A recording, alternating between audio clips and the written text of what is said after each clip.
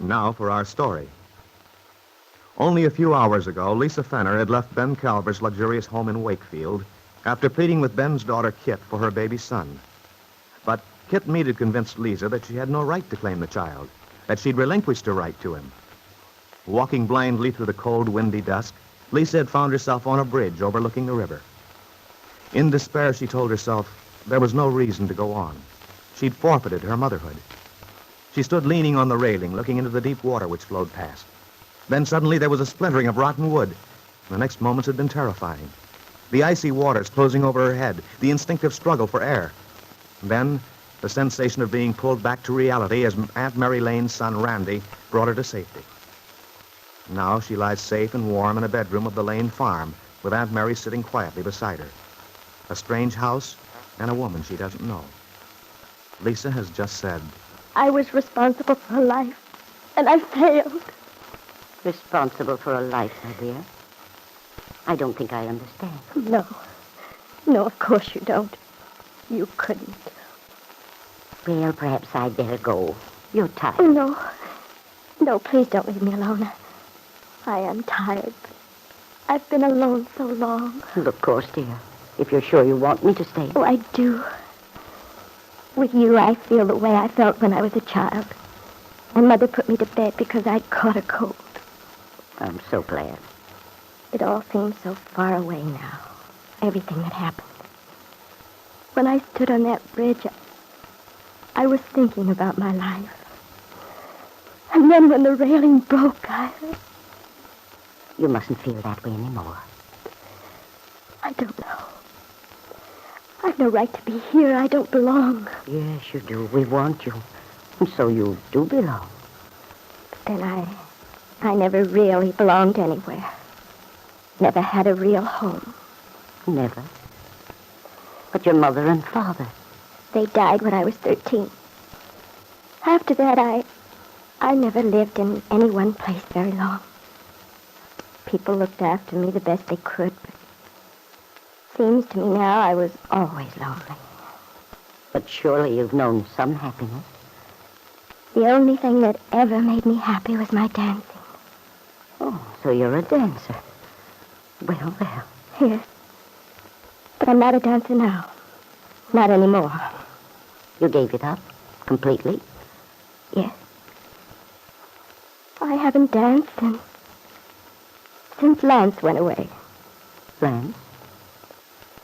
He was my husband. What do you mean he went away? I lost him. He just left me. Went away. I see. But that was a long time ago. Well, it couldn't have been so very long. You're very young. We were just kids when we got married. We thought we'd always be like that. Dancing, happy, going from place to place. Each new town was exciting. We didn't even mind the traveling, the dusty trains, the little hotels. As long as we had each other and people liked our dancing. Couldn't you keep it like that? What happened? We started to be more successful. We got engagements in swanky hotels and nightclubs, and Lance began to change. I guess the success went to his head. I see. That's too bad. He'd come in just in time for us to go on, and as soon as our number was finished, he'd disappear again. I see. Well, Lisa, perhaps he's learned his lesson and his mistake by now. He can't have forgotten any more than you have. Perhaps now he'd like to straighten things out. Oh, you think that's the reason why I've said some of the things I have? Because of Lance. Is there another reason, then? Yes, there is. But it's very difficult to talk about. In a way, it's all connected with Lance. After he left me, I couldn't stay in San Francisco. Everything reminded me. I wanted to get away. I had a friend who was living near the ocean in Southern California. I went there. I tried to forget Lance. Forget the past. It's not easy to cut away part of one's life. I tried so hard, but it kept coming back to me.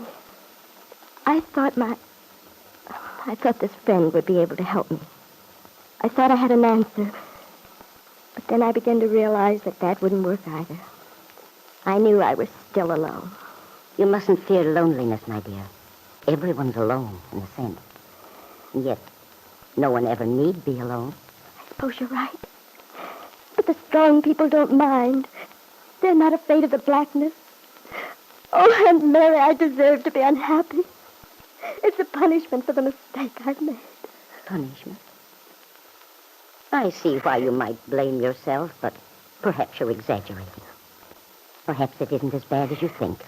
I wish I could believe that we're all victims of circumstances, that we have no control over what happens to us. But I can't. No, dear, I believe we're not victims of anything, unless it's our own decision. Being human, sometimes we choose the wrong thing, it's true. Well, that's what I did. I chose the wrong thing, and now I'm paying for it. I've always felt there was a way to rectify a wrong deed or a wrong choice, Lisa. It may take a great deal of courage and self-sacrifice, but to punish yourself by mental torture, to imagine that the world is against you... How can you help thinking the world's against you when everything goes wrong? Have you ever asked yourself, is the world against me, or am I against the world? I don't know what you mean. Well, don't you see?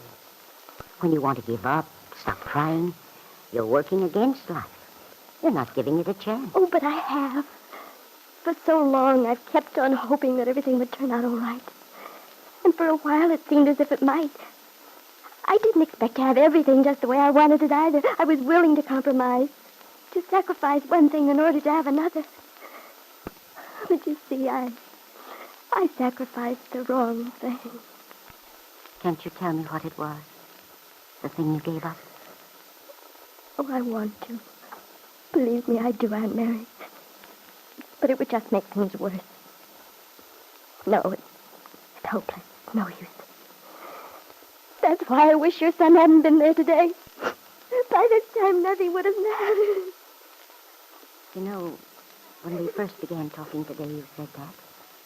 I felt then it was wrong. But now, since you've told me a little about yourself, I'm positive you're mistaken. But I can't see how. Lisa, I can see that you were young and attractive. That was a good enough reason alone. But now you've told me about Lance. The love you once had for each other. Oh, but that's all over. No, it can't be over. Because you don't want it to be in your heart. And if it's still alive for you, it's not over.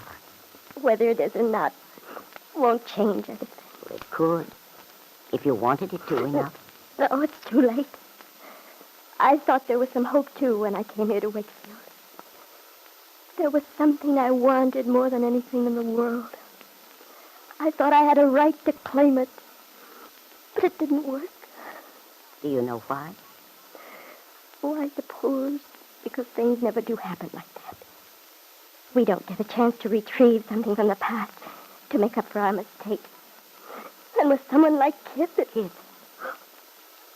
Kitt, me? Oh, I shouldn't have said that. Oh, Aunt Mary, please forget what I said. Please. Kitt, me. Are you sure, dear, you don't want to tell me about Kitt? Lisa Fenner only turned her face to the wall, closed her eyes. Aunt Mary was puzzled, worried. The girl's inadvertent mention of Kitt Meade's name, her regret that she'd let the name slip. What could it mean? The answer to that question, Aunt Mary, would shock you. For the answer is that Lisa Fenner is the mother of the baby boy Kitt pretends is her own.